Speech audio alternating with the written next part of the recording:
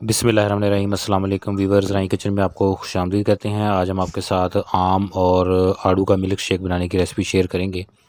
इसको ज़रूर ट्राई कीजिएगा। जो हमारे चैनल पे नए हैं वो चैनल को सब्सक्राइब कर लें और बेल आइकन प्रेस कर दें ताकि लेटेस्ट वीडियो की नोटिफिकेशन आपको मिल जाए।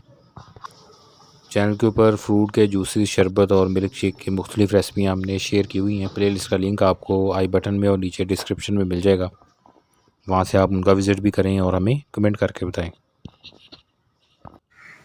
ये देखिए माशाल्लाह बहुत ही ज़बरदस्त बनता है और बहुत जल्दी तैयार होने वाली रेसिपी है। इसको ज़रूर ट्राई करें।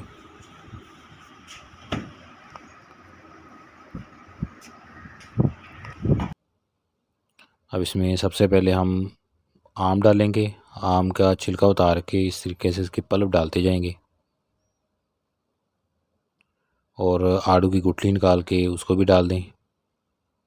अब इसमें चीनी डालेंगे और 1 कप दूध